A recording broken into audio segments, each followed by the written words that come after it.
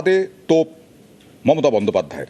SIR করে নাম বাদ দিয়ে চক্রান্তের অভিযোগ মমতা বন্দ্যোপাধ্যায়ের। দিল্লি থেকে বিজেপি সরকারকে তাড়ানোরও হুঁশিয়ারি। বিজেপি হামলা করে মানুষের ভোট থেকে নাম কাটছে। 1,20,00,000 লোকের নাম বাদ দিয়েছে।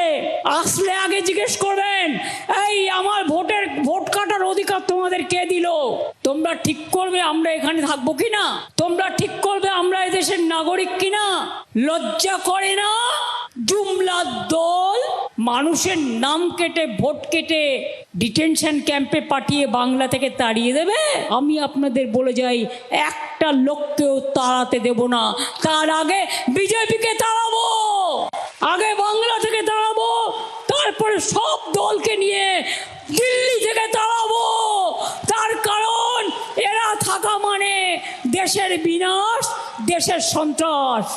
শাহের রিপোর্টই তৃণমূলের হাতিয়ার। শাহের রিপোর্টের পাল্টা চার্জশিট, রিপোর্টের পাল্টা তৃণমূলের চার্জশিট।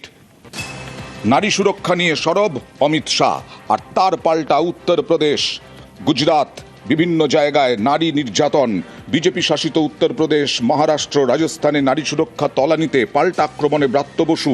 এমনকি হাথরাস উন্নয়নের উদাহরণ টেনে বিজেপিকে নিশানা। সীমান্ত সুরক্ষা নিয়ে বিজেপিকে তোপ।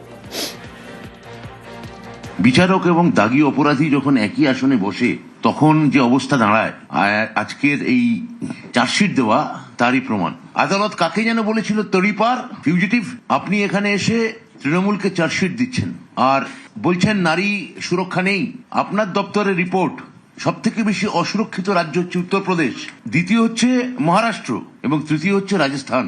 প্রায় 2 লক্ষ কোটি টাকা আপনারা আমাদের আটকে রেখেছেন, সীমান্তকে সম্পূর্ণ অসুরক্ষিত অবস্থায় রেখে দিয়েছেন। বলছেন ডেমোগ্রাফি পাল্টে গেছে। কি করতে হবে ডেমোগ্রাফি আবার ঠিক করার জন্য? এই রাজ্যে আর একটা গুজরাট ঘটাতে হবে?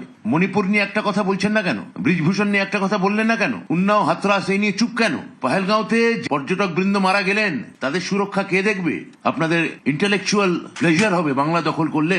সমস্ত কিছু গেরুয়া রঙে চুপিয়ে দিয়েছেন। বাংলাকে পারেননি, বাংলাকে পারবেন না। এখানে নারী শক্তিরই জয় হবে।